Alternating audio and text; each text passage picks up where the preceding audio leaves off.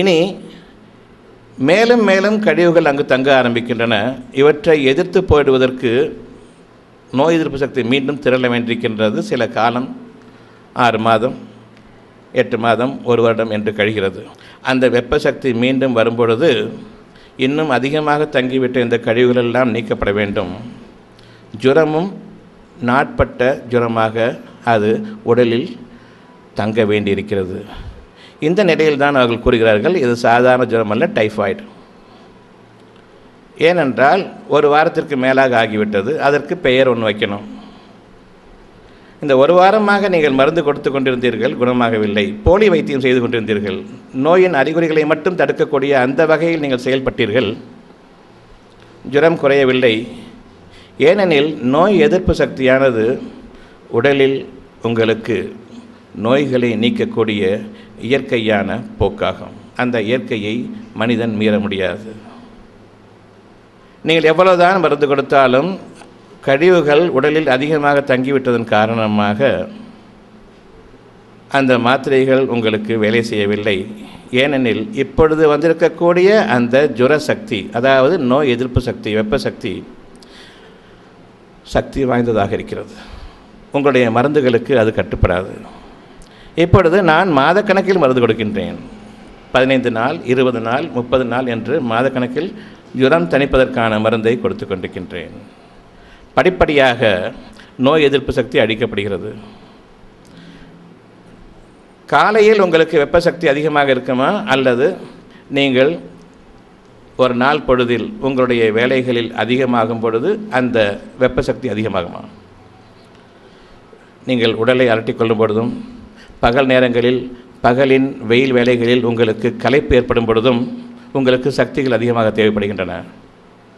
ஒரு நாள் பொழுதில் காலையில் இருக்கும் அந்த வெப்ப சக்தியை மாலையில் இருக்கும் வெப்ப சக்தி இரண்டையும் கணக்கிடுவீர்களானால் பகல் பொழுதில் உங்களுடைய உடலின் அலுப்பின் காரணமாக இன்னும் அதிகமாக இருக்கும்.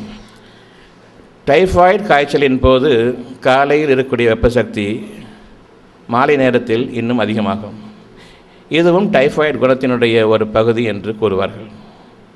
ஒவ்வொரு நாளும் நீங்கள் பார்ப்பீர்களானால் படிப்படியாக 1 டிகிரியாக குறைந்து கொண்டிருக்கும். மாலை நேரத்தில் 1 டிகிரி அதிகமாகும், காலை நேரத்தில் 1 டிகிரி குறைவாக இருக்கும். இப்பொழுது உங்களுக்கான ஒரு கேள்வி, ஜுரம் குறைந்துவிட்டால் உங்களுக்கு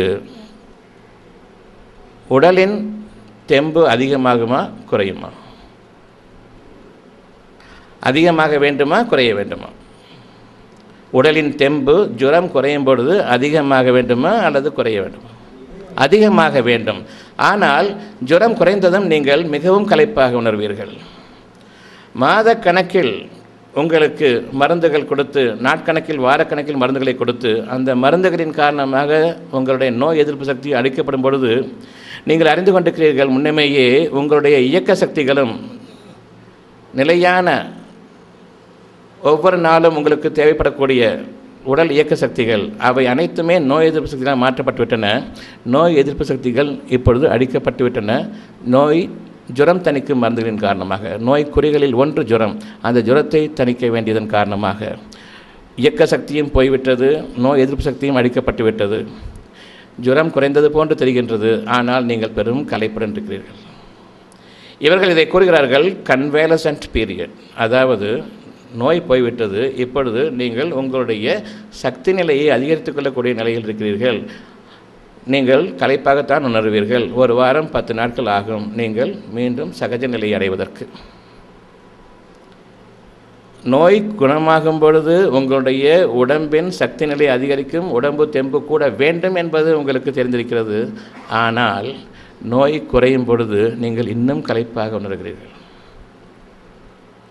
இதற்கு காரணம் இந்த ஆங்கில மருத்துவத்தின் அறியாமை. விஞ்ஞான மருத்துவம் என்பது ஒரு அறிவுகெட்ட மருத்துவம் என்பதை நீங்கள் உணர வேண்டும்.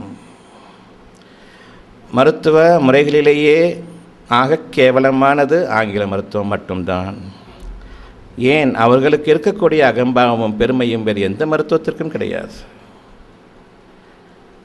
அறியாமையில் இருப்பவர்களும் அட்டூழியம் புரிபவர்களுக்கும் ஆணவம் அதிகமாக இருக்கும்.